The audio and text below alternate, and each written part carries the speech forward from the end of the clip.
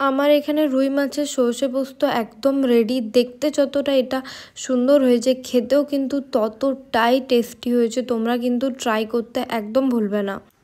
আজ হলো সেই স্পেশাল দিন, যেই স্পেশাল দিনের কথা কবে থেকে বলছিলাম। হ্যাঁ, আজ হলো বাপির বার্থডে। এখানে না এলে তো জানতেই পারতাম না এত সুন্দর সুন্দর সিংহাসন পাথর কেটে কেটে তৈরি হয়। আর এই ঠাকুরের মূর্তিগুলো জাস্ট অসম ছিল। এটা আবার কি চোখ নাকি চকলেট বোঝার কিন্তু কোনো উপায় নেই। একটা সাইডে এরকম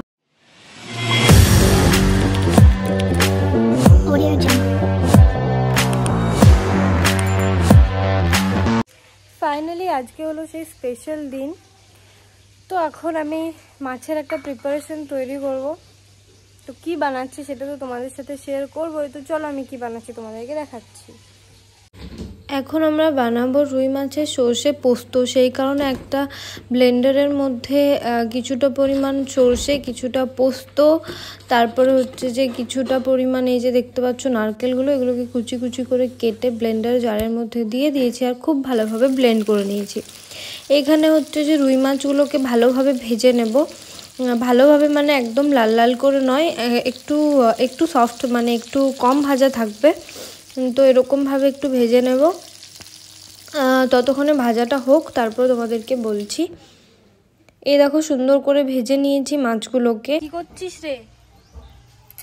কি মনে হচ্ছে? কিছুই মনে হচ্ছে। নারকেলটা কুচি করছে। ঠিক আছে, কিছু কর। মাছের এই প্রিপারেশনটার জন্য লাগবে সর্ষের তেল। তো কিছুটা সর্ষের তেল প্যানের মধ্যে দিয়ে নিয়েছি, সেখানে কালো জিরে ফোড়ন দিয়েছি।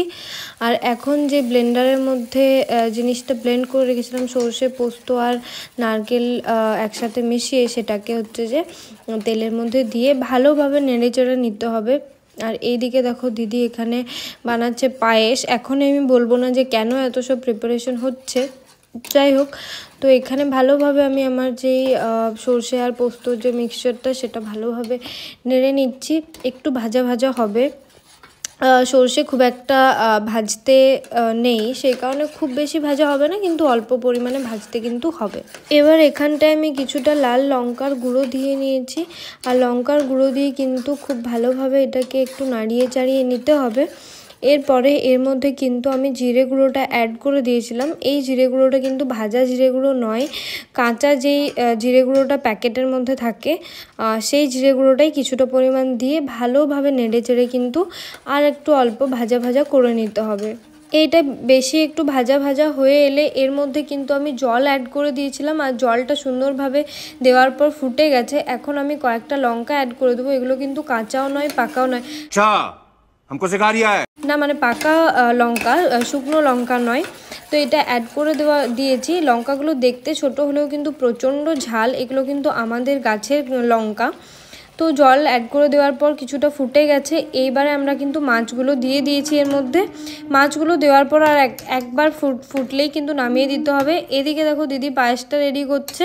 পায়েসের চালগুলো যেহেতু সিদ্ধ হতে টাইম লাগে, সে কারণে একটু টাইম লাগছে। আর এদিকে আমার মাছটা কিন্তু একদম রেডি। ওপর থেকে আমি কিন্তু একটু কাঁচা সর্ষের তেল ছড়িয়ে নিয়েছিলাম, যাতে টেস্টটা আরও বেড়েছে। তোমরা কিন্তু একদম ট্রাই করতে ভুলো না। দুপুরে লাঞ্চের পর আমরা চলে এসেছিলাম। আমাদের বাড়িতে একটা তুলসী মঞ্চ লাগবে, সেই তুলসী মঞ্চটা কেনার জন্য। দুপুরে লাঞ্চের কোনো ভিডিও ক্লিপ নেওয়া হয়নি। এখানে এসছিলাম আর এখানে সুন্দর সুন্দর তুলসী মঞ্চ, তারপর সিংহাসনগুলো দেখে আমার এতটাই ভালো লাগলো। আমি ভাবলাম যে কেননা তোমাদের সাথেও এগুলো শেয়ার করা যাক। তো এখানে প্রচুর রকমের ভ্যারাইটি আছে। আর তার থেকেও বেশি আমার ভালো লেগেছে যে পাথরকে কাটিং করে ঠাকুরের মূর্তিগুলো এতটাই সুন্দর। তোমাদেরকে দেখাচ্ছি, এই দেখো এখানে ফ্রেমগুলো ঠাকুরের, সেগুলোও সুন্দর অনেক। কিন্তু সব থেকে বেশি এই বাইরের সিংহাসনগুলোও কিন্তু প্রচণ্ড সুন্দর ছিল। এই দেখো ঠাকুরগুলোকে কি সুন্দর পাথর কাটিং করে করে বানানো, এগুলো দেখেই আমার নিয়ে নিতে ইচ্ছা হচ্ছিল।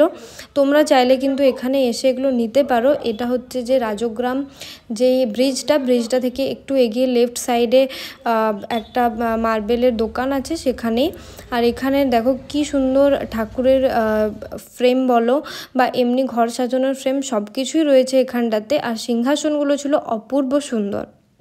আমরা এরপরে এখানটায় আমি দেখিয়ে নিচ্ছি যে এখানটায় আমাদের তুলসী মঞ্চটা হবে।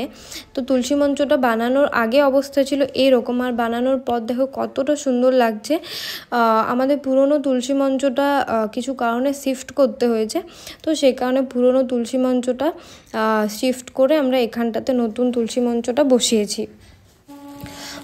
আজকে যে কি স্পেশাল ডে সেটাই তো তোমাদের সাথে শেয়ার করা হয়নি। আজ হলো বাপির বার্থডে, আজ হলো 31 জানুয়ারি। আই নো যে অনেক দিন আগের ভিডিও, তো এটা শেয়ার করা হয়নি যেহেতু সরস্বতী পুজোর মধ্যে পড়ে গেছিলো, সে কারণে এগুলো শেয়ার করা হয়নি। তো আজকে আমি তোমাদের সাথে শেয়ার করলাম। তো চলো ভিডিওটা দেখো। অ্যামেজিং।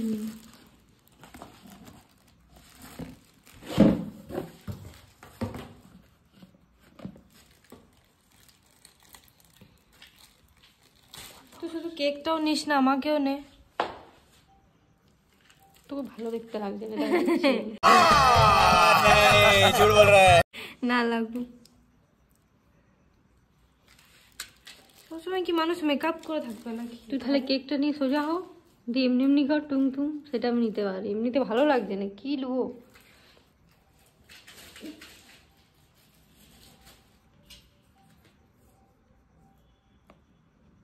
ব্যাস হয়ে গেছে। এই মানুষের চোখটা কি নোংরা জিনিস, মানুষের চোখটা কেটে আমি কি রাক্ষস নাকি? এই বললি এত সুন্দর ডিজাইনটা, ওটা প্লাস্টিকটা, ওটা মানুষের চোখ না। ভালো করে খুল, আগে খুলে দেখ। পরে খুলবো একটু। সেটা আলাদা কথা, ওটা মানুষের চোখ না। কিন্তু দেখতে মানুষের চোখের মতো। হ্যাঁ, তুই একটা সাইডে এরকম নিজের চোখটা রাখ, আর একটা সাইডে এরকম কর। মানুষের চোখটা কিন্তু ওইটা দিয়ে দেখ তুই তাহলে। কই রে, আয়। यार यार ये कितनी औसम है यार।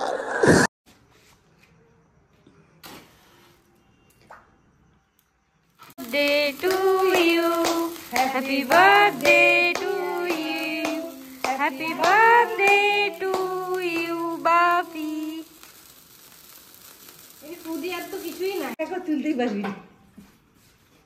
ভাবছি যে ক্যামেরাটা আমি চালাইনি মনে হয়।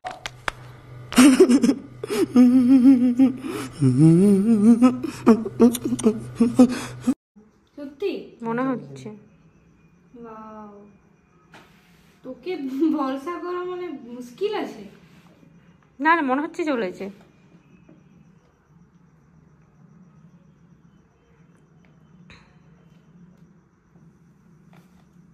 ওটাকে কচু কাটা করে দিচ্ছে।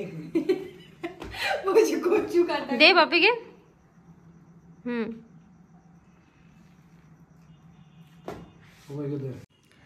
তো আমরা ছোট্ট কিন্তু সুন্দর করে বাপির বার্থডেটা সেলিব্রেট করলাম। যা যা ছোটোখাটো জিনিস বাপি পছন্দ করে সেগুলোই করার চেষ্টা করেছি।